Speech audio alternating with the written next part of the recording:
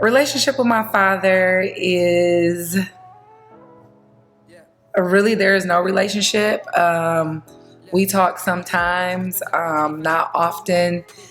He was not present for a very long time until I was 15 years old. I didn't even know who he was. My mother used to tell me at the time, Who's the Boss was a huge show. And so my mother used to always tell me, we watched it every week, and she used to say, your father looks just like that man. So I always thought my father was Tony Danza. I guess it started off with him and my mom both being young. Like they had me at 18 years old. So, I think they had moments of trying to understand that and get through that period and kind of trying to be an adult while being a kid. So my dad was my best friend. And in the household, it was always my brother and my mom, and then me and my dad. So my brother and my mom had similar personalities, and then me and my dad had similar personalities. My relationship with my father was zero because I didn't know him. So my father, actually 16 days ago, August the 1st, he would have been 49 years old. He passed away 26 years ago when he was only 23 years old in 1995. When he ultimately passed away, we were in good standing, so that was a good thing. But yeah, it was up and down. My relationship with my dad was definitely up and down. I was 16, and I found out that morning. I was supposed to work that morning, and my mom and my brother woke me up, and I remember waking up in a panic because I was late for work. And once they were just sitting there, and I saw the look on my mom's face, I kind of already knew because my dad had cancer, so it was kind of already not really expected for me, but I kind of already knew. My mom said he came to the hospital, saw me, and then we never saw him again. My father left when I was 2 weeks old. I believe he told my grandma he was going down to the corner store to get her a pack of chewing gum. And of course, the family never saw Gus Wilburn again. This is the story that I've been told. Before he actually died, he was playing a dice game, and him being witty and smart, he always would win on the block, and someone got mad and chased him blocks and blocks and blocks, and he was even in the alley because in order to get into his old apartment, you have to go in the alley in Uptown. He was in the alley, he had to run from the alley because he knew it would be hard, and then he was screaming and running for his life, but no one was there. Sometimes she'd take me to his house, and I'd go to my grandma's house because that's where he lived at, and then he'd be out all weekend. I wouldn't see him the whole time. And I'd get kind of mad. I'm a kid, I can't go see my dad, chill with him, he ain't here. I'd call my mom, yo, can you come pick me up? And then she'd come pick me up, and then he'd be mad about that. But he was gone, so I was kind of, it was what it was. I think my mom expected a bigger reaction from me. But I don't think I cried actually until the funeral for the first time. I don't know if this is a vision I made up in my mind, but we were walking into the house, me and my mother. It was dark, and she just fell out. And when she fell, my grandmother came outside, my mom went in the house, and she was like, my back hurt. And then the phone rang, and someone told her that my father had been shot in his back 10 times. We went looking for my dad a few times, but we couldn't find him. We went to Breckenridge, Texas, and my grandpa, Jim, he says, I don't know where he is either. And I think I was about 4 years old by then. Couldn't find him. At the time, he had my sister and brother who are older than me. I know that he was in a relationship with their mother still, that my mother was not aware about. So I believe that he was just, at the time, a man who didn't know what he wanted. We are all young and stupid. And so I feel like he did what he thought he had to do. I think it started off with him just having to mature and just not, understanding what it might have meant to be a father in totality. You know what I'm saying? Being there all the time, raising your kid, you know what I'm saying? And, being there in all those moments and teaching them how to be a man and things of that nature. But, so I think it was kind of up and down in that realm up until maybe I feel like it changed to me, and maybe it could be different, but I feel like to me it changed. The summer I was thinking about not playing football anymore.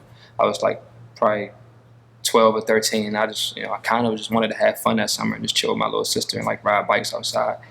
And I didn't want to play for Lanham anymore. That's what I was playing for. And my dad had a friend who coached at Laurel.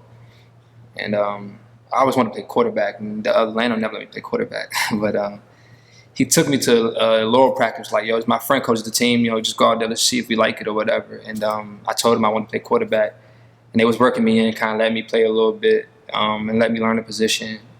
And then I don't know, it just kind of ended up working out, like us being there, and then like that became our thing. Like I lived in Bowie at the time. He would pick me up 3 days a week. We would drive from Bowie to Laurel to practice. He'd take me home. Like that was kind of like, I feel like before then we didn't have like a set relationship schedule. You know what I mean? It was like I would see him this weekend, maybe not see him for another 2 weekends, maybe see him, you know, next month, something like that. But I feel like once that happened, it gave us, like, I was seeing him for 3 practices and then a game on Saturday. So that kind of helped our relationship over the years. You know what I mean? I was like 2 or 3 years of playing for Laurel. And then I went to high school, and he came to every one of those games. And then college, every one of those games. And it kind of like, so I would say football kind of helped mend our relationship and make us closer in that way, and just bring us a little bit, you know, gave us something to bond over a little more. So growing up, I kind of remembered a little bit about my father because he passed away when I was only 3 years old and he was 23.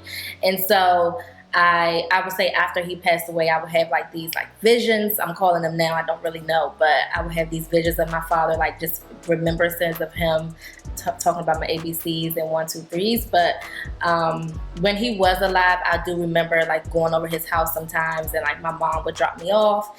And then just like after he passed away, when I got old enough, maybe in elementary and middle school, I would always wonder like, why don't I have a father? Like, where's my father? I did have a stepfather, but to me, it was more about the actually knowing that someone was my blood as a male figure that I did not have. My father was extremely hard on my 2 older sisters. They were, when we moved to Carson, I think I was 4 years old, so they were teenagers. So he was really strict on them. So there was some of that. But my father also was, struggled with alcohol. I try to make a long story short, because after all the searching and then, once it wasn't easy, but I got a email from a person in Houston, Texas, that was a Karen Wilburn. And Karen said, come to the family reunion in Houston, Texas on July 4th, in the particular year that it was. I sent her an email back and I said, I am a Wilburn. I've been looking for my family all my life, but I have never found them. She sent me an email back and she said to me, what is your father's name? And what is his father's name? So I told her Lawrence Augusta Wilburn and Jim Wilburn. And the next day she sent me an email back and she said, check on this family right here, because they're from Texas and they're from near Breckenridge, Texas. And the Jim Wilburn matches up, the Lawrence Augusta Wilburn matches up. So check. So I went on People Search and I started searching. And I saw this Wilburn family that she was talking about. And it had a name, Deetra, it had Trina, it had Lawrence Jr., and it had Lawrence Augusta Sr., and it had Lance Wilburn.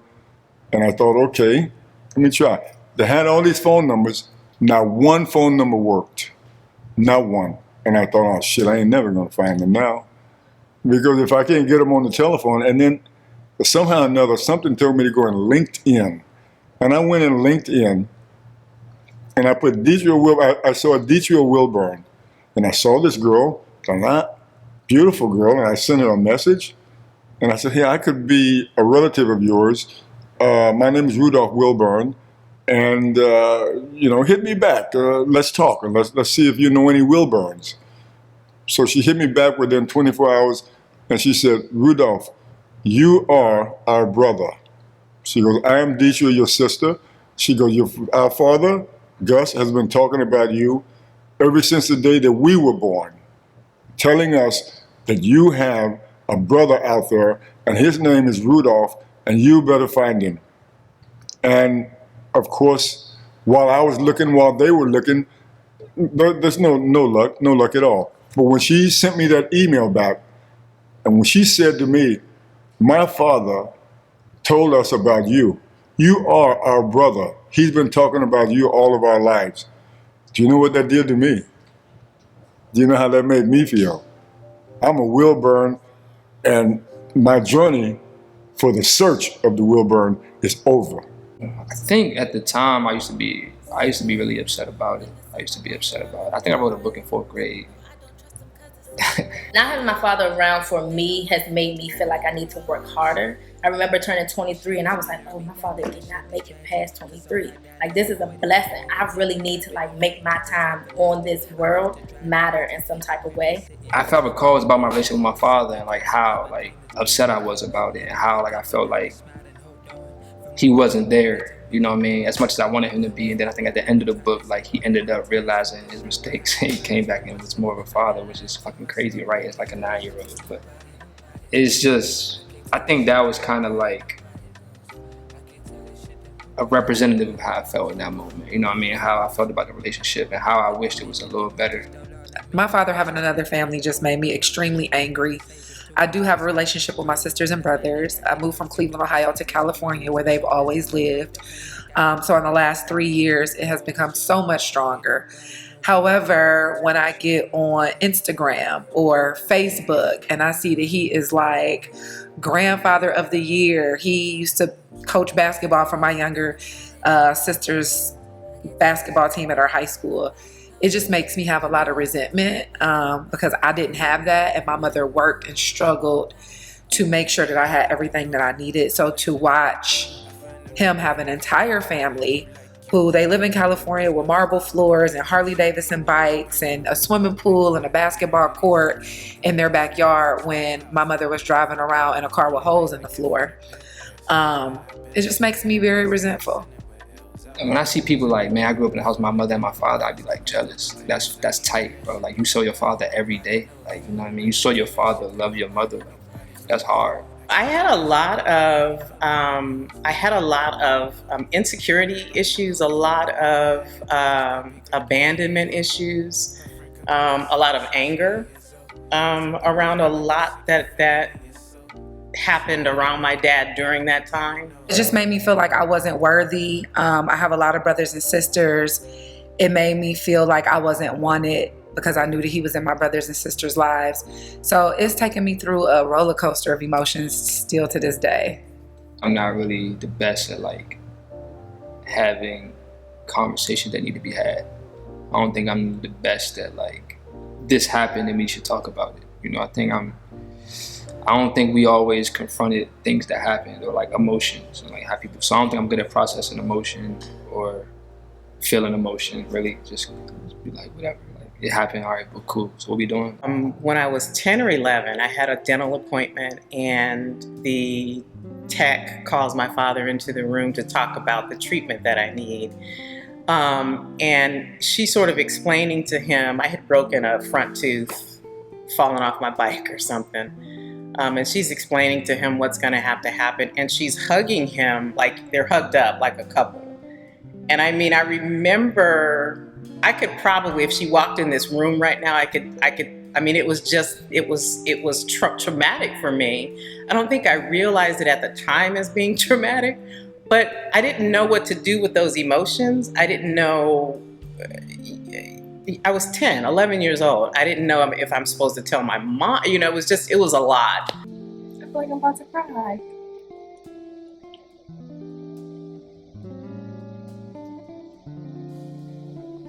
Whew. Okay.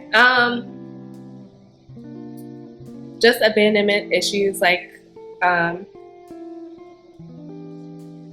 of just not wanting to get close to people.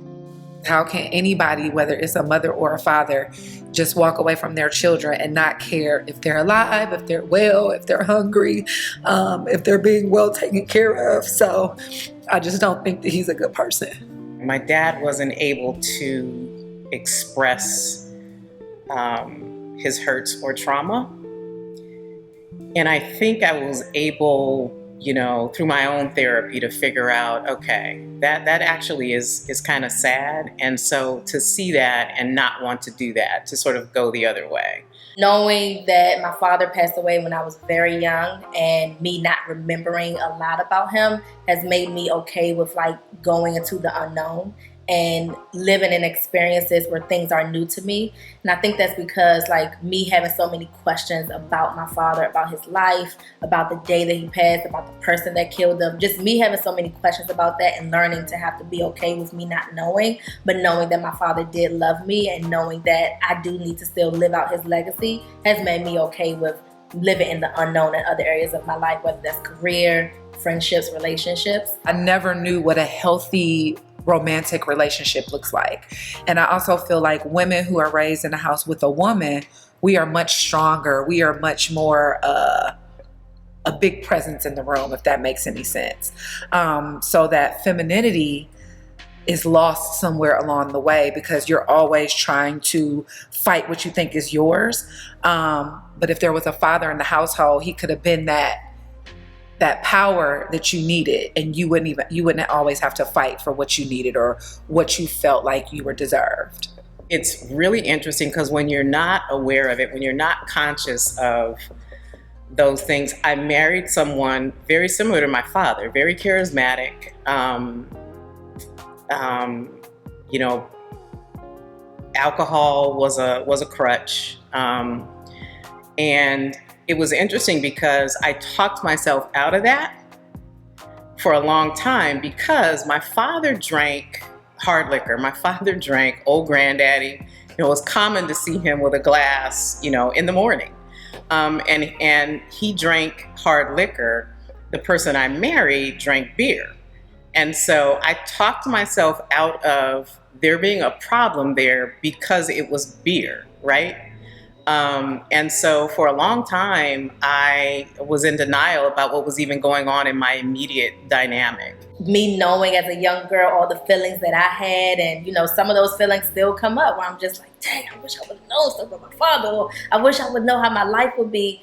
It has made me like lean into romantic relationships more because I don't look at it as me having father issues. I look at it as me having to now carry and connect with someone who I wish I would know more about and wish I had more experiences with. When you're not aware, when you're not careful, you will go to what is familiar to you and not even realize that that's what you're doing. I think that by my father not being around and by me wishing all the time that he would be around or that he was there, the only thing I could do was say to myself, keep going. You don't know if he's dead or if he's alive, but keep going and be the man that you have to be instead of the man that isn't. Just be me. I remember telling my mom, like, you know, you Kobe, you know, like, I was just like, it's just on you. Like, you know what I mean? I remember just being okay with that. Like, that's just what it is, you know what I mean? Like, some moments, you know what I mean? Like, she would get mad, like, why you always ask me? Why don't you ask your dad? I'm like, cuz, like, you Kobe, like, we ain't asking nobody else to shoot, you shoot, you know what I mean? So I think I, like, came to terms with that at some point, that just, like, you know, like, whether me or her always feel like it's the best, maybe he just doing his best, you know, maybe we might not feel like that, but maybe he doing his best. So I think that was something else that I was just like, he doing his best. Somewhere around 28, 29, I was on a downward spiral and didn't know why. Like, I would sit on the couch with the family and would just cry when a commercial came on. So I was in therapy, started understanding, you know, this whole alcoholism and the dynamic of it. And I wrote a letter to my dad and just never mailed it, but got everything out. And that was therapeutic for me.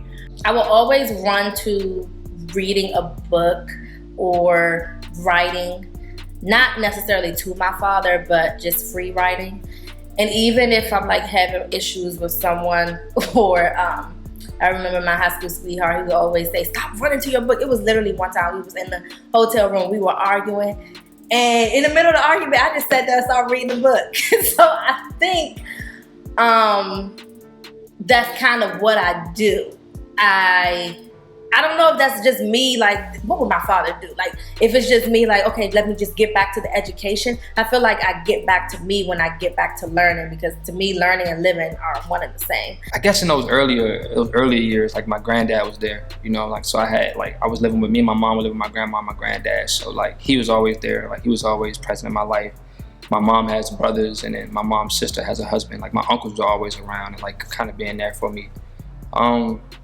But eventually, like, my dad kind of came around, and like I think once he grew up, he kind of like, nah, like, this is my son, and I don't want nobody else to father him. When my father was not there, my grandfather my father's father, kind of took up that slack. My mother's father, to a degree as well. But what's interesting about my mother's father is he had a lot of the same baggage that my father had. My grandfather, he was a Tuskegee Airman, Mason, very high ranking, and he stepped in from day one and was always that father figure to me, always. He played both roles. He was a grandfather and a father, and it just worked out that way. And I just love him for that. We lost him 2 years ago, but he will always hold a special place in my heart. My stepfather, he's actually been in my life before I knew who I was because he was around when my mom was actually pregnant.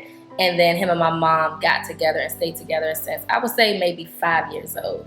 And so he came into my life. It was just me, him, and my mom. We lived together in an apartment. Then we moved with his family. So I've always felt that love from him and his family. My uncle's taken the father role in my life, my Uncle Melvin. And we got really close. I went to North Carolina for law school, and he's in Charlotte. So he always used to come visit me. We had lunch multiple times a week. He would call me. He's who I've been into. And we're still super close to this day. Also, my two brother-in-laws, both my sisters, married just gems of men. And so they both played a very strong role in my upbringing. From what I understand, at one time I was supposed to be up for adoption before I was born. And then the Reese family stepped in before I came. And they said, "We're keeping this baby." And they said to my mother, "You have nothing to say about it. We are keeping this baby.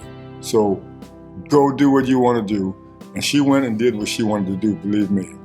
But at the same time, my stepdad is there, and he is like a really, really good person, really good man. And I appreciate him for all the like gems and things he's taught me as well. And I really appreciate him for the father he is to my brother and my sisters. Why he's so nice to me? He always goes out of his way, even when I'm in my moods, or if I'm like wrong about something. And it was kind of like he just, I know it's family, but he still like kind of like reached out to me and approached me without me having to do anything. One thing I would want to say to my stepfather is the reason why I never called him dad or called him father. And it's because it was me, my sister, and my mother and him. And I remember one day I was running out, before my sister was born, I ran outside and I was riding my bike and he was outside washing the car. And I was like, "Can I call you dad or can I call you daddy?" And he said yes. And I remember running to the house to his mother and I was like, "He said yes." And I was like so excited and I was running around. This was before my little sister was born, so I was probably 5 or 6 years old. And then maybe 2 years later, my cousins, they came to live with us. And I don't know why I was thinking about this as a little girl, but I was like, I don't want a divide to be in the household. Back then, I probably wouldn't have said the word divide, but I didn't want there to feel like there was a difference because my cousins weren't living with their mom or their dad. And so I was like, you know what? I would be the one to just say, I'm going to call him by his first name because that's what they also call him. And so in order for it to be like more of a familial feel and maybe not be a little bit awkward or for them to not feel like outsiders, I would take on that as calling him by his first name and not calling him father or daddy. If I could tell my stepfather one thing, it would be thank you. And it would be thank you for, I don't think he ever came in and treated us like we weren't his. I think he treats me and my brother the same way he treats my two sisters. You know what I mean? So I would say thank you. Thank you for loving my mom. I don't know, I think he does it with such grace and ease. And I even me right now, I'm like, man, I don't know if I could raise somebody else's kids. Like, I don't know how we'd want to do that. You know what I mean? It ain't never seemed like it was a thing to him. Like, it never seemed like he took it as like, man, I ain't trying these two boys too, you know what I mean? So if I could say anything to him, it would probably be thank you. Just thank you for being a thorough man, you know what I'm saying? Thorough, and not ever viewing it from this scope of it was like a deficit or it was detrimental. Thank you. You know, for showing me that father figure, what that should look like. Thank you, and I love you. Thank you for loving me and being there and just, stepping in and making sure I had what I needed. The hardest truth I had to face when it comes to my father is that he was running for his life and no one was there to save him. Understanding like that steadiness that you yearn for as a kid, like that steadiness that you yearn for, and like having both of your parents there and both of them around and being able to see both of them, like that was gonna be my story. He wasn't a perfect human being, and I think because we put our parents on these pedestals, we put people on these pedestals that he was human. To heal, I think I lean into relationships. That's number one for me. I love having like deep relationships, deep conversations with people. So I think that's one of the things that I do to heal, because I didn't have that chance to do that with my father. So I take that chance when it comes to other relationships, whether it's with female friends, male friends, boyfriends, family, just any relationship that I have, teachers, all of that. I think I do be like, just something happened, I just bury it and move to the light and just keep going. Because like, I don't know, people like, if I stopped and grieved, or if I stopped and took the time I need, like I'd probably fall behind some shit that I'm trying to accomplish. I don't know if I got the time to process, which is probably fucked up, but it's just, I don't know if I do. I think I realized that my father had baggage. My grandfather was a gem to me, but I don't know what baggage my father had. And beginning to understand that was helpful for me to have, I think, more empathy and understanding where he was concerned. And that was very healing for me. I go to therapy. I actually went to therapy for something else. And she was like, I think that you should do group counseling. I actually never finished, but I think the few sessions that I did go to helped. And journaling and just talking about it in general, I think helps. I don't know if this is like weird, but I like to read stories of people who either deal with terminal illnesses or people who feel like they were on their deathbed. I like to either watch videos of them just talking about what they learned from life, or like them giving advice about living life, because it helps me to remember that this life is a gift. I thought that I had dealt with all of that, and when my father passed away, stuff was coming up again. So I think the healing is just a journey, and I don't think we ever arrive. It's just we're always working on it. And I mean, I would tell people, oh, I was in therapy. I dealt with all of my dad's stuff. When he passed away, oh my goodness, like the floodgate opened again. So I think we have to always be open to the healing, because it's constant, and anything can come up and trigger it. His death triggered that, and I thought, wow, I thought I was done.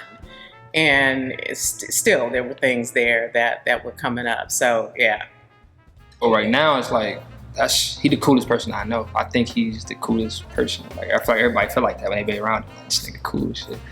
But yeah, I see him and I'm proud of our relationship. Like I'm happy about where we are. Like I'm happy. Like I could call him for whatever. You know what I mean? We could talk about whatever. I could get his advice on whatever. Well, I wish that he could have been there. Let's put it that way. And I wish he could have been there all the way in my life. But I understand that he couldn't, and I have nothing against him. I don't have any bad feelings about him whatsoever. He did what he had to do. They were very young when they had me. I think my dad might have been 16 or 17, and my mom was about 15, 16. And they were just young kids, and they didn't know what they was doing. My father actually, in a roundabout way, told me that my mother did a good job, that he was sorry. And not that I needed that, but it helped, you know? So yeah, I do forgive him. I don't know if it was football that made it happen, but if it was, I'm happy that that happened. You know, I'm happy that we was able to football, you know, 3 days a week, going to practices, going to the games. He was coaching, you know, I was playing. Like, we was seeing each other all the time at that point. You know what I mean? I'm happy that he came to all my college games. Like, my first college game was in upstate New York, like out the way. Very first game, and like he took a flight and came up that jump. That was just fire to me. To be able to forgive my father, I don't know what I need. I would love for him to call, text, want to have conversations, talk. And I'm not saying that we don't talk, but it's very few and far in between. I used to send a text message every Monday. Hey, Dad, have a great week. I wouldn't get a response. And I know that he's 60-some years old. Texting is not always the best. But I just need that understanding still that I'm loved, that I'm wanted, that I'm cared for, that in some way, shape, or form he likes me. I don't feel no way about how things was. Like, I think it just was what it was. Like, I think about myself right now. If I was 18 and had a kid, probably would have been worse. Like, you know what I'm saying? We all have baggage, and I'm glad that I was able to work through mine. It's really sad. I've said this to my sister, who passed away a couple years ago, that it's sad to think that he wasn't able to get that therapy, and probably wouldn't have taken it anyway because they were so prideful, right? And it's sort of sad to think about having to live life in that emotional prison. Because I have this need and this desire to always want to educate myself, I always think like that's from my father. And so I just remember the 1, 2, 3s and ABCs. And I remember my mom telling me that maybe, I don't know if it was the night that he passed or maybe a week or however long, it wasn't that long after he passed, she was asleep. And I was actually at the TV like in the wee hours of the morning, and she heard me talking. And she said she got up and I was over there singing my 1, 2, 3s and ABCs in front of the TV, but there was just static on the TV. And so for me, I always think like my father, that was him letting me know, keep this going, although I'm not here. And that's why I'm always striving to continue to educate and build things in the legacy of my father. My daughter graduated a couple years ago from high school, and he came first time, stayed at my house. We ate breakfast together. We drank coffee together. He slept in my bed. He took me around my hometown, showed me where he used to live, where he used to work, things that he used to do. So that experience, at that moment, it made me full, because then I had a little bit of him, because I don't even know how old this man is, or I don't even know what his middle name is, or what his favorite color is. So that experience let me know, or made me feel like now I have a little bit of him to hold on to. My mom always was working. So my dad would show up at like every sports thing, and sometimes I wouldn't even know how he would find out, because I wouldn't tell him when my like events were, but he would show up. And there was one time my best friend Brittany convinced me to try basketball, and I had no hand-eye coordination at all. So I think it was like our tryout game, like we had one practice game, and he like showed up, and like before the game he showed up with like new shoes, and he like had a big sign. He was super happy. He did the same thing with track. And I was actually good at track. But he always like showed up and was super supportive. Took like 1 million pictures. And I felt that support, and I needed that, even though I didn't know at the time that I did. The very last game of that season, we played in like this Turkey Bowl, and I played really well, and I won MVP of the game. And I don't know, it just felt like a moment of like, we did the right thing. You know what I mean? It kind of set a path to both give us both confidence, and like, all right, like this could be a thing. You know what I mean? This could be something that could take us somewhere. You know what I mean? That could be a thing going forward, and maybe we should keep putting effort in it. It's kind of like the relationship was mended, and we went out, you know what I mean? We put, both of us probably put more effort into the relationship at that point.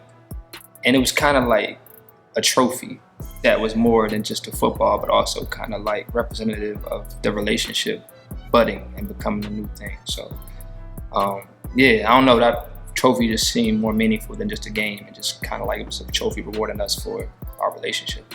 So I'll never forget my ABCs.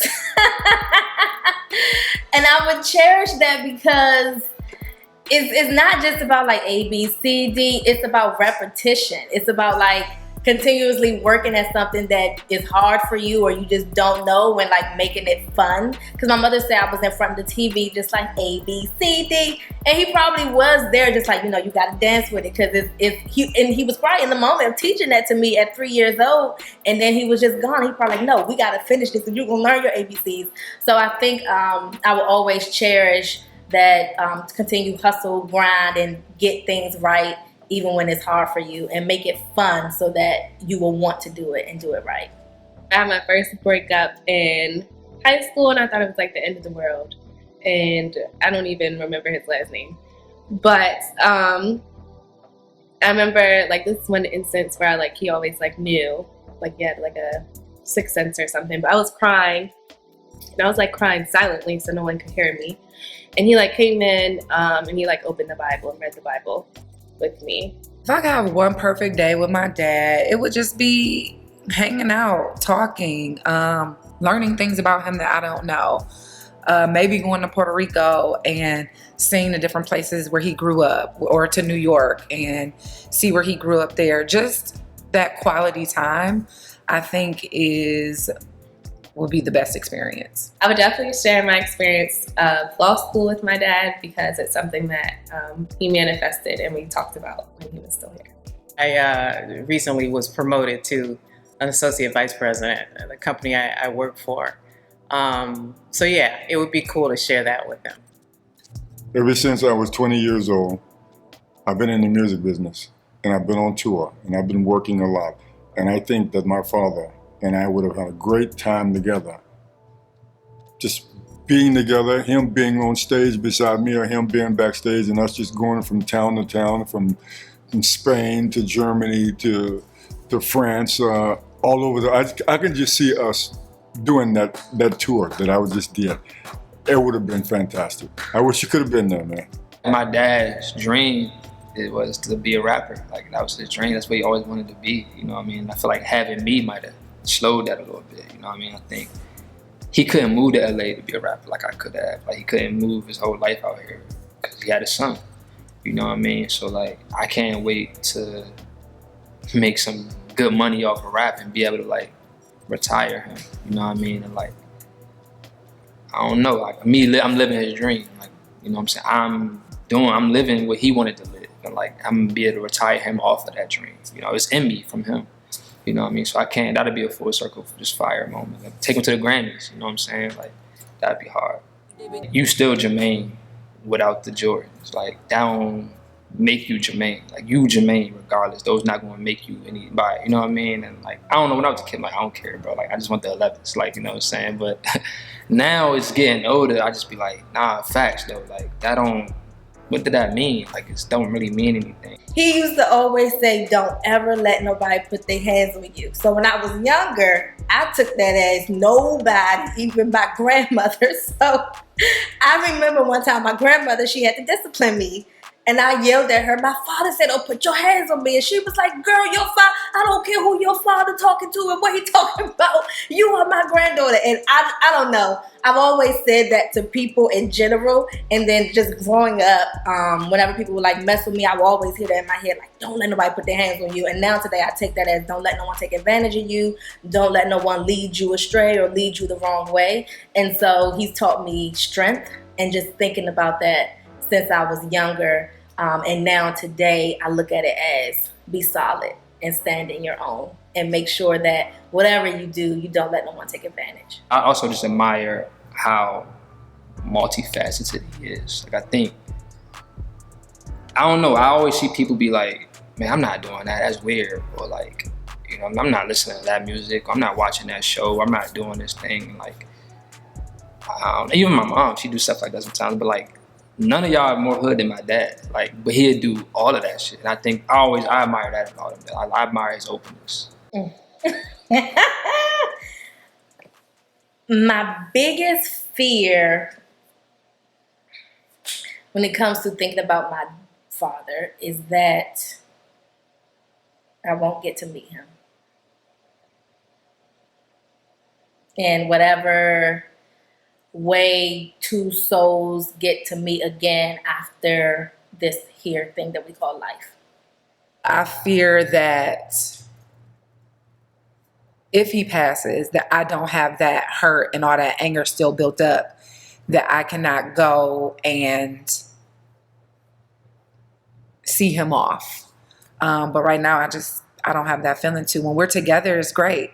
But when we're not, it's kind of like out of sight, out of mind for him. My biggest fear is that there is no afterlife where I'll see my father again.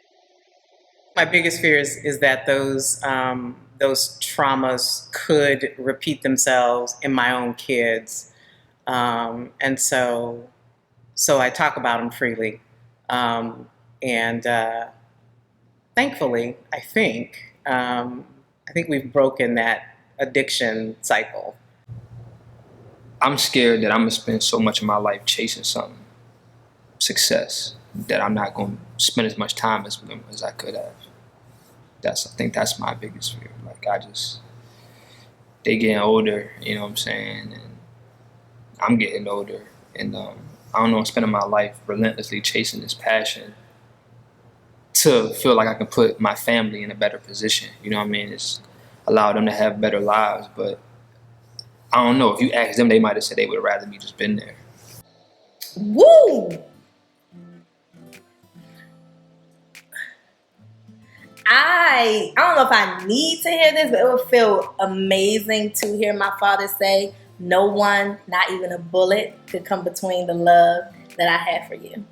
I think I would just like to hear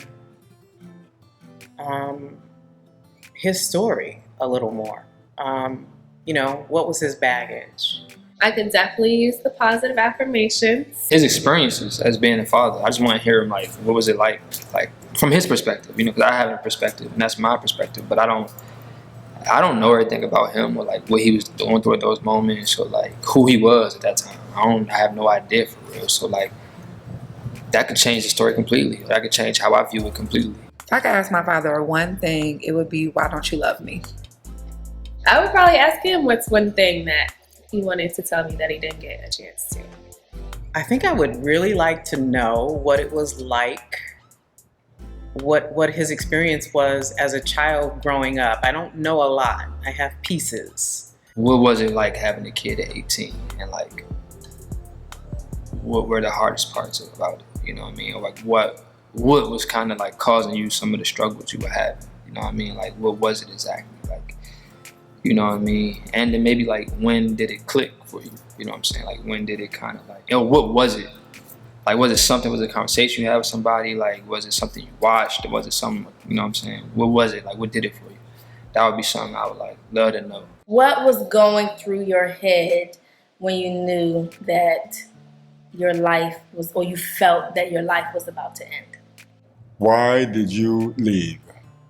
If I could tell my father one thing, I would want to completely express to them how I feel about him. Like how I think he's the coolest person in the world. Like I think he's dope. Like I think everything about him is tight, man. I think he's a cool dude. Like I think, you know what I mean? I appreciate him for all the lessons he taught me and everything he showed me about life. And I appreciate his growth. Like I appreciate him being there. I would tell my dad how much I miss him and how much he's loved, and heavy emphasis on the love part. I think I would tell him that I love him and that I forgive him.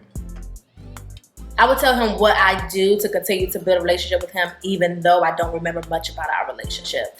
Just so he could see like how his daughter has grown and hear things from my life that are important to me. Because I think that would be easier for him to get to know me in that one chance.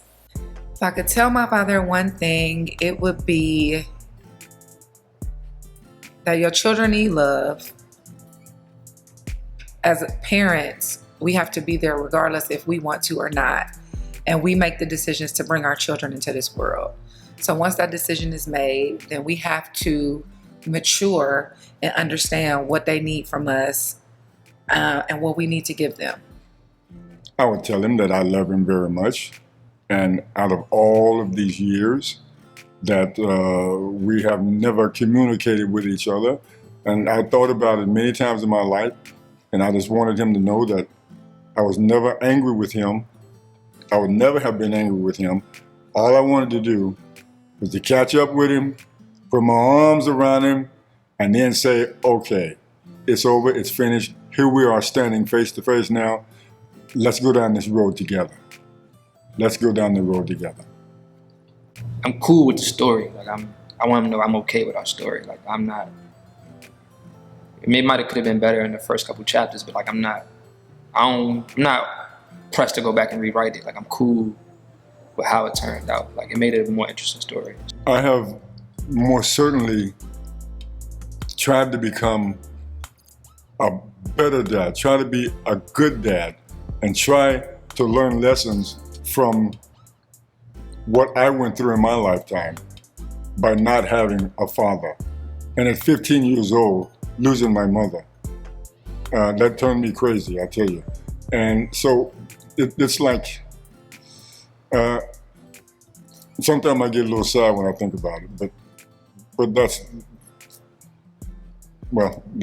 it on that one for now. But I think what I learned in my father's, inability to really deal with his own trauma was that we need to deal with our traumas and our triggers. And so it saddens me that he couldn't, and I think this is just true of their generation, probably never would have gone into therapy at all. And so his way of dealing and coping with his own pain and triggers was to drink, to medicate from things that he had to endure as a kid, things that he had to endure as a Black man in this country. And so for me, I choose to sort of to try to identify it and work it out. I think that's the healthier thing to do in the long run. We all different people, and like we can't all be raised and loved the same way. Like I might require different things than my brother required. My brother might require different things than my sister required. And I think, especially our parents' generation, they don't know what all that. Like, fuck, that's some love language, nigga. I don't know what that is. Like that wasn't a thing back then. You know what I'm saying? Internet kind of made shit more vast, so we kind of just got a little more information than they had. We can kind of apply it. But like, they like, nigga, I buy you got uniforms and shoes. Like, fuck you eat every night. I love you.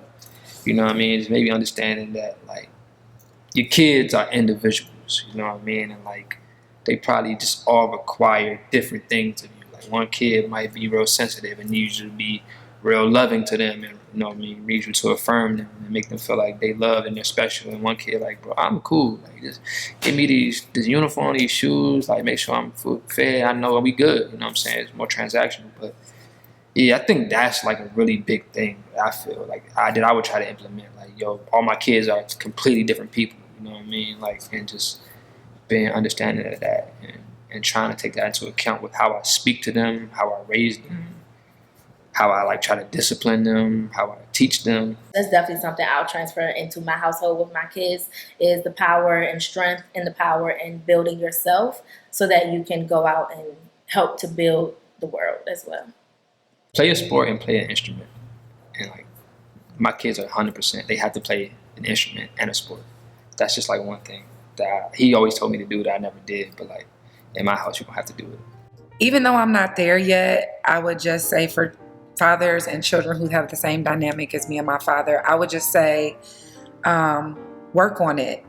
Try to heal, because if you don't, you will be like me, where you keep it all bottled up and it's still a huge trigger in your life. So I would just say, work on it, but you have to work on it together, and both parties have to be willing to want that relationship. I would say, always work on yourself.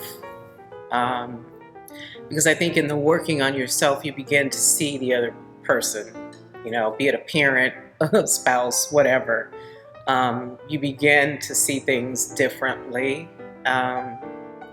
So that would be my biggest piece of advice. Always work on yourself. Always, be open to change and to having real hard conversations with yourself even.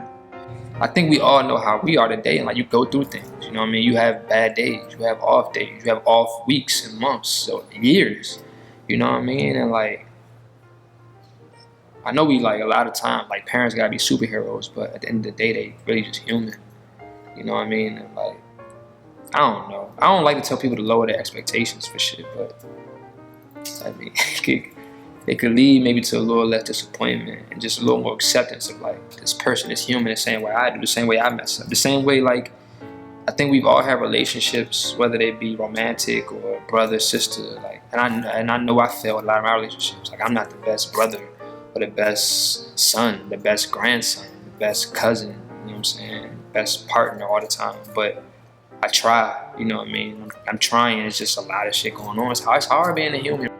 If you have a relative out there, like a father, if you have a father out there, and he may be alive, he may not be alive, but at the same time, don't stop looking and don't give up hope, because you can still find a relief and you can still find comfort just by giving in to God and just saying to yourself, okay, I'm going to relax.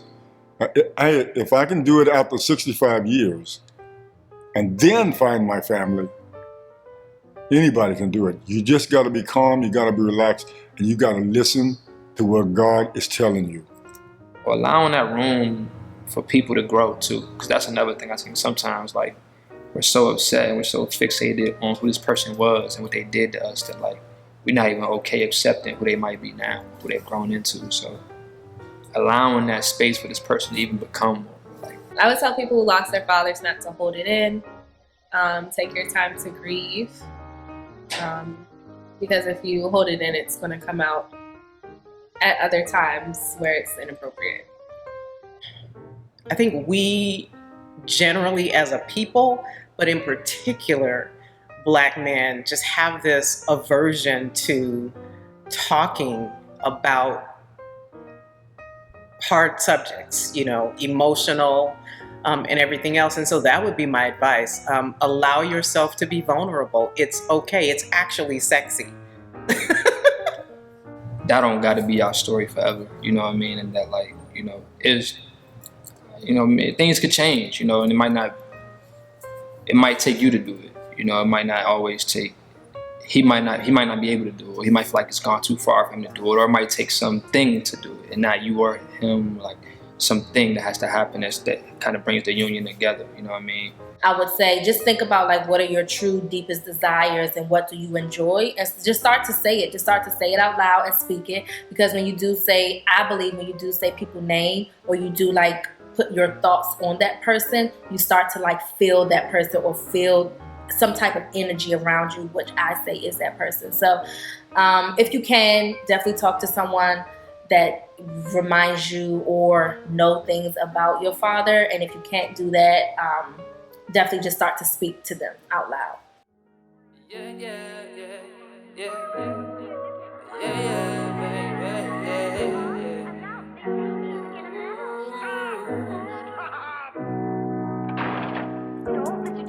Returned yet. I'll have him call as soon as he comes in.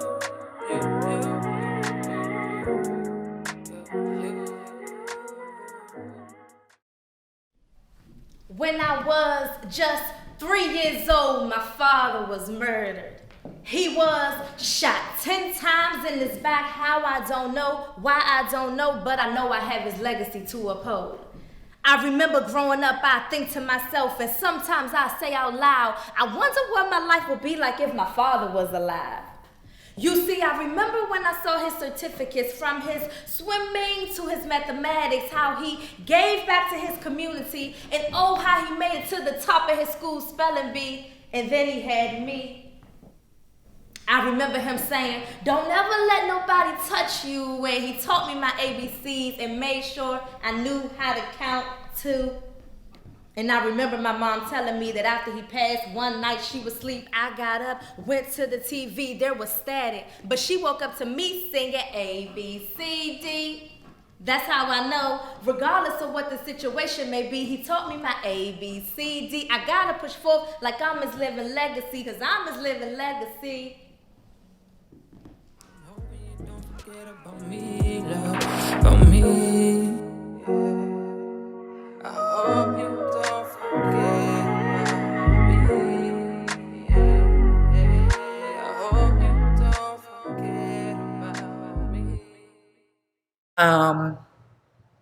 I know that along the way I've had conversations with my sisters, and he doesn't reach out like he should because he's ashamed of how he acted, and time has gone on for so long that I do understand, because I'm a parent, that sometimes we feel like since we've messed up so bad, if we just don't say anything, that it'll make it better. When in fact that even though our kids are adults, we just want our parents to say, you know what, I'm sorry, I still love you, and let's move on from here. I think people always, they go through life not knowing that the little kid in them still exists, and the questions that that little child had or the feelings that that child had still exist, but they bottle it up and think they package it and throw it away where it's still there. And sometimes the experience in their life actually brings that out. And that's why people are like, why are you acting like that? Because you don't know what's in here. So because of that, I think it's never too late, because those things still exist. It just may be a little bit harder because it takes time to unpackage it, and people really to be okay with leaning in and going back to their feelings, because it's such a, maybe it's a hard place, and it's a place that they don't actually want to be or don't want to actually feel. But that's why I think it's never too late, because those feelings do still exist no matter how much people try to mask or hide them. I think sometimes, I feel like sometimes you don't know how you feel until you say it out loud. Sometimes to somebody asks you, and then you got voice it oh damn, that's how I ain't never really think about how I felt about that. It was just, I might have felt it and moved on, you know what I mean? But I never really gave thought to what it really meant to me or how I really felt, you know what I'm saying? I think these types of questions and kind of really digging deep on the topics, I think they really help us, you know what I'm saying? Kind of get to the root of our feelings, or why we feel a way, or do we still feel that way, and what could have been done better, you know what I mean? Then it might even make me oh damn, I just said those things, I never thought about that. So maybe that's something I can really carry when I'm a father. Black families, we have very strong bonds. We always there for each other when we need to be. But it comes a time where, the mental has to be strengthened. And I think we hurt our mental by not actually opening up to each other in ways that allow people to just be who they are, and not feel like they want to be judged by their family because, our family don't talk about that, that's taboo. We don't really talk about what such and such did to whoever at a young age. I think communication definitely is the number one thing that can help strengthen the family unit. Yeah, I don't know, we there for each other. I call my cousin right now, he'd come there yo, I'm in trouble, he'll come there right now. So yeah, man, just the only thing I can say is man, I would love for little girls and little boys to be able to grow up and see what it's like to see what love looks like on an everyday basis. I think that would be important for the generations going forward. I think we need to continue to focus and center on family. If I had 20 friends in high school, I don't know if any of us had our parents living together. I don't know if any of us had our mom and our dad in the same house. 20 people, that's a lot. That's just the people I knew, and I think it was probably more in our school, you know what I mean? But I'm just saying, if I had 20 friends, I don't think any of us, 100% of us, didn't have both parents in our household. So I would just love to see more of that, you know what I mean? I think that would be something that's cool, you know what I mean? Just, I think that's a good foundation for kids. I think it's important for me as a man to see a woman be loved, how she's supposed to be loved. I think that's an important thing for me to see, and I think it's important for my sisters to see my mom be loved, or a woman to be loved. I think it's important for them to see what it's like for a man to love a woman. What does that look like? So they can go out in the world and they're not confused by this man that's trying to play him or treat him a certain way to get something out of him. They know that already. You know what I mean? So I would love to see that. And I think when it also comes to communicating, that means open the doors for your child to communicate with you, because a lot of times in Black families get out of adults' business, or you too young, go sit over there or do that. And then as that child continues to grow up, it becomes cyclical for that child to not open up as an adult to people, and we just continue to do it, not knowing that we're actually feeding that to the child at a young age. Overall, the Black family is pretty strong. It's in a pretty good place, especially now. I think it's getting better and better by the year. You know, I feel like it's getting better and better. We learning more. We sharing more information with each other. I think that's something the Black community can do better. Not just families, but just continue to share information with each other. We not in competition. You know what I'm saying? Everybody can win.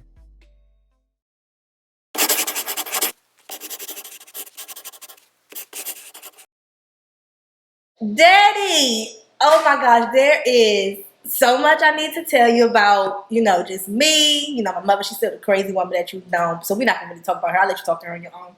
But I wanna tell you like how I've come to be who I am. And so it all started with me like knowing that you weren't around, but knowing that I still had love around me. And so, I don't know, I just grew up in love and like I always say I was probably years ahead of my age because I've always felt like mature and wanting to have my shit together.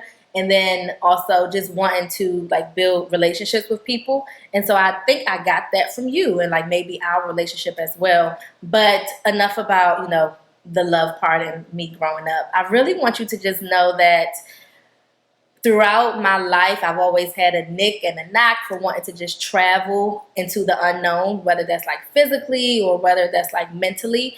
And I want to thank you for that because I had to become okay with knowing that there was just things that I did not know about you or I did not remember about you. So number one, I just want to say thank you because of you, I've wanted to travel and I've been able to travel to South Africa and Canada and been able to do things in those places that make me okay with just knowing that I'm not always going to know the answer, but I can learn and lean into the answer when I open myself up and broaden my worldview. So I want to say thank you for that. But I also want to just tell you, me and my sisters, we are starting to build a relationship because after Grandma Frances passed away, we were all together and going through your things that we were left at her place. And as we were going through those, that was the first time that we really felt connected because it was our first time experiencing you together. Like I remember when we were younger, you maybe will watch me and watch them, but you would never watch us both at the same time or all three of us at the same time. And so we're starting to strengthen our relationship and our bond. It's not the best where it could be. We don't see each other a lot, even though we do live in the same area and vicinity. But your daughters are going to make it with having a strong relationship and making sure that our children know who you are and honor you as well. You were a good dad. In spite of all the crazy, you were a good dad. That makes me tear up.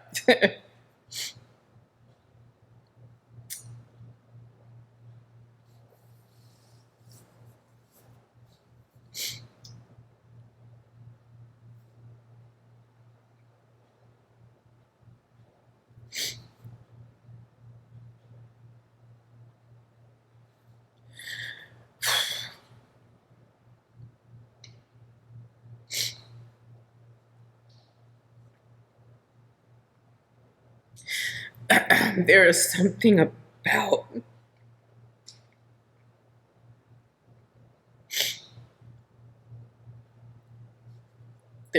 about Black men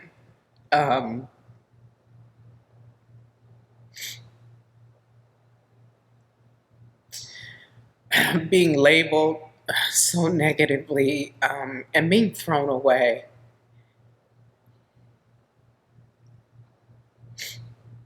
And I think it's just important that they know, if they're coming genuinely, then, redemption is possible.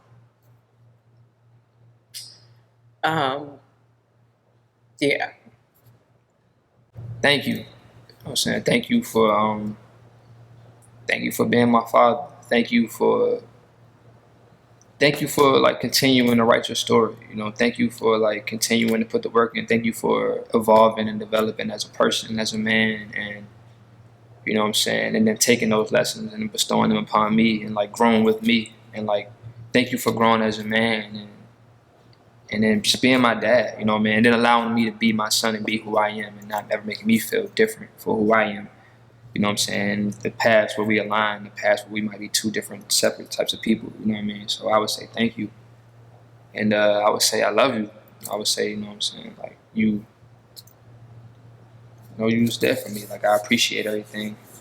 And just made me into a better man. Like all the things that you showed me, the things you told me that was okay to be, things you told me like, you should probably work on, teaching me in those moments when I was down on myself, or, we was at those, I don't know, combines, we was at little football Johns, and like, I might not have performed the way I want to when I was down on myself, and telling me like, all right, you just gotta work hard. They were like doubling down. Like, I had a dream. You start taking me to football camps in the summers. Like, you start, we was driving 3 hours away. You got me a quarterback coach. We used to go to his house to work on the drills and all that. And like, I don't know, like, it might not have been moments in the beginning, but like, that's top tier dad shit right there. Like, it ain't a lot of dads doing that for their son. So that's why I was like, hell yeah, I forgive my dad. Like, I forgive you, because like, it might have started off rocky, but you ended above so many other people. You know what I mean? Like, you ended so high. So it's like, you did everything you could to allow me to reach my dream.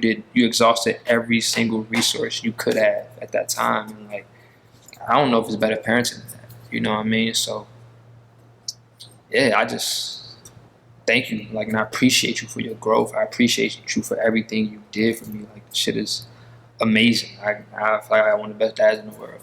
And that's how I feel.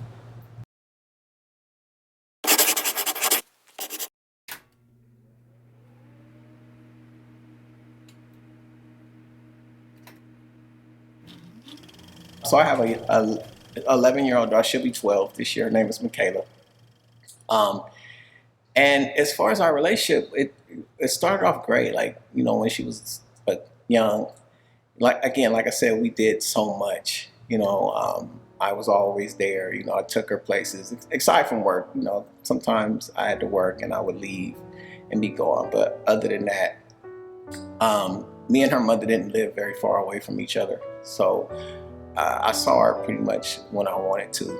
I want to say it got a little tricky when she turned about 2. We ended up going to court. So that kind of, it just kind of put a wedge in things, because, then the visitation and the child support and things like that kicked in. As she got older, I guess, the relationship with me and her mother was up and down, and it definitely affected, the relationship with my daughter. So in 2019, for some reason, the people that know have asked me this, and to this day, I can't give them a solid reason why. All I can say is I had a feeling. I kind of always had a small feeling in the back of my mind, but it was nothing. It was never that as serious, to actually take action. But for some reason, I don't know, I just had a feeling, and I went and got me and my daughter tested. I got a DNA test, and to my dismay, found out that she's not my biological daughter. So as you can guess, I was pretty devastated. When I found out that she wasn't mine, of course, I confronted her mother. I won't go into what her mother said, but she acknowledged, so we got through that part. I have made a lot of sacrifices for my daughter, and I'm not saying that I regret it. I mean, a lot. Like, I've had to turn down, especially when she was living with me. I had to turn down jobs because of the schedule. I couldn't get her to and from school and things like that. Just as far as just my living situation, I made a lot of sacrifices. It was pretty devastating. So I just kind of wanted, I saw a therapist and things like that. And the one question I had for the therapist was,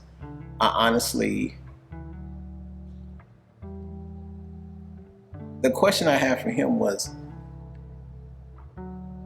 should I feel bad? Should I feel bad because of course you have all type of thoughts going through your mind, for anybody going through something like this. I'm sure all type of thoughts go through their mind, because on one hand you love the child, on the other hand you're like, if I had known, how would my life be different, and things like that. So I guess that was kind of like my thing. Should I regret wondering, how my life would have been had I found this out, earlier, had she not told me this was my child.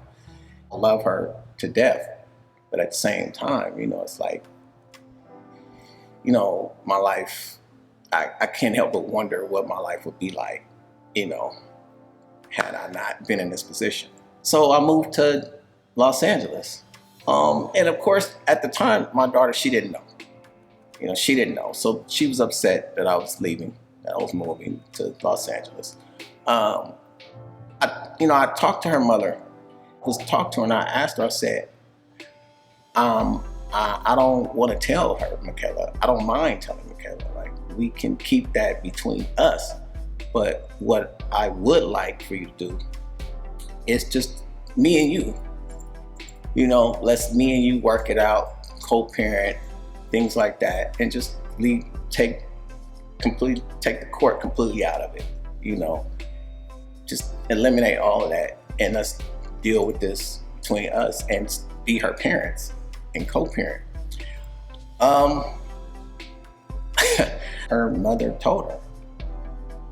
She told her that I wasn't her biological father. And of course, my daughter was upset. She was very emotional. She was mad at me. That was a lot of time in my life that I'll never get back. Again, I hate to say it because it sounds so selfish, but again, like I said, her mother took that from me. Her mother took all those years from me, with a lie, so again, I know it's not Michaela's fault, but I just need her to understand that it's just a lot for me to deal with. And I definitely could have handled it differently, but I'm only human. I feel guilty about lying to her. I feel guilty about feeling like, maybe I should have gotten that DNA test, early on, and, just how different my life would be, had I found out all those years ago. So I definitely feel guilty about having those thoughts. If I could ask my daughter one thing, it would be to forgive me. I mean, even though it wasn't my fault, because and I told her, and I'll say it, and I'll say it loud, and I'll scream it. Her mother lied to both of us. Her mother she lied to both of us, and it wasn't fair. It's still not fair. But again, I would just ask her to forgive me, just for my deceiving her, and just for, I guess, not, I don't know, again, I didn't know what to do. So when it all went down, I just kind of, I could have called more, I could have put more, put forth more of an effort when she did find out. I guess I could have put more effort into letting her know how much I love her, and that, I will always consider her my daughter. If I could tell my daughter one thing, it would be that I love her, and I always will. And again, in my eyes, she'll always be my baby. Hopefully, one day we can put all this behind us, move forward, and be father and daughter. Because regardless to DNA, I love you, and I always will. I would say to kids, who think that the troubles with their father is their fault, that it's not. You shouldn't feel that way. Don't think that way. It's not your fault. We deal with a lot, and we suffer in silence a lot too, because everybody expects men in general just to kind of push through, and people don't understand that we have feelings. So we sometimes, again, like I said, we suffer in silence. Like, we cry. And I think again, I've had this conversation with other people too. I think more Black people in general should talk to, I don't care if you talk to a therapist, your pastor, if you're religious, talk to somebody. Black men feel like they, especially Black men, we feel like we have too much pride, but like I said, Black people in general, we tend not to share our problems. We tend not to, sometimes we'll turn to somebody really close to us, but we'll only talk about certain things. Talk to somebody, and don't just hold it in. If you're dealing with something, get it out, Bro, that shit for life, it ain't no question. I do anything to say you try and start with this connection, dog, I'll tell you.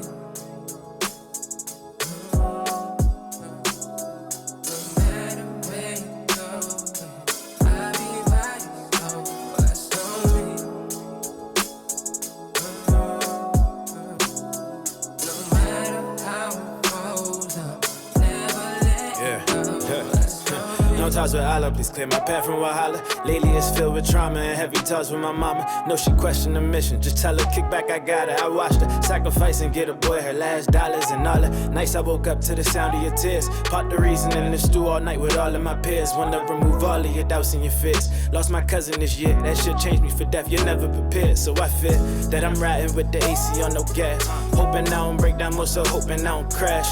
Cause the life shit crazy, you can't gauge how long it lasts. I'm still feeling pain for all my niggas that done passed, yeah. Been out my psyche, just know we hit the toe, I'm hitting method for that ivory. So when we out performing, I can have you right beside me to guide me, like you did my whole life.